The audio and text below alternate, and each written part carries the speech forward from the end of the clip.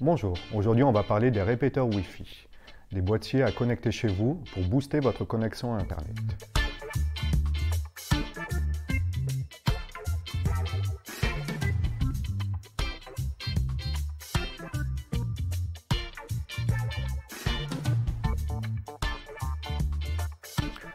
Tout d'abord, si votre box est ancienne et que la connexion Wi-Fi est moyenne, vous pouvez demander à votre opérateur d'échanger contre une box de dernière génération dont les performances seront meilleures.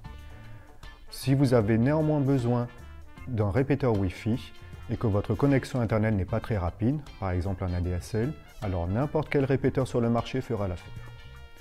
Si votre connexion Internet est très rapide, par exemple avec la fibre, alors il y a deux points à prendre en compte.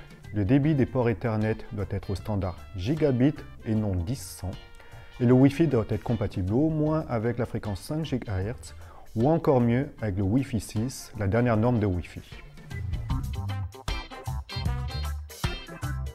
Le placement du répéteur Wi-Fi est très important, il doit être ni trop près ni trop éloigné de la box.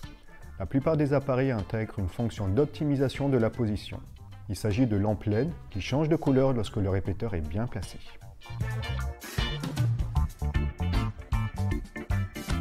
Il faut vérifier que le répéteur soit compatible avec la fonction WPS qui facilite l'installation.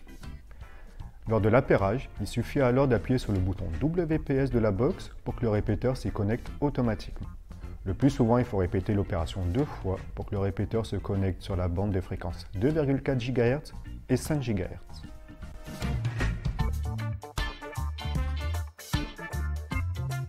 Le répéteur Wi-Fi est le système le moins cher et le plus facile à installer. Il capte le réseau créé par la box et diffuse un nouveau réseau Wi-Fi autour de lui. Le CPL, courant porteur en ligne, est composé d'au moins deux boîtiers. Le premier est connecté à la box et a une prise de courant. Il fait transiter le signal via le réseau électrique. Dans la pièce où vous avez besoin d'Internet, vous branchez un deuxième boîtier sur lequel vous pouvez connecter téléviseur, ordinateur ou imprimante directement sur le port Ethernet.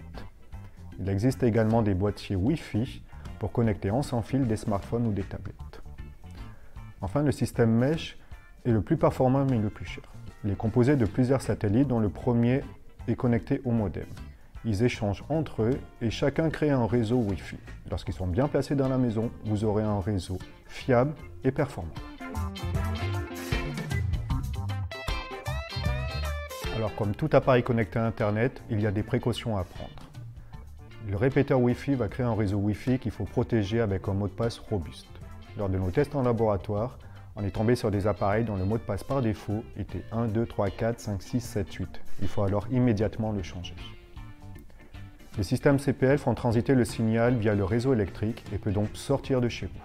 Pour éviter qu'un voisin utilise un boîtier CPL et tente de se connecter à votre réseau, il faut là aussi le sécuriser avec un mot de passe fort.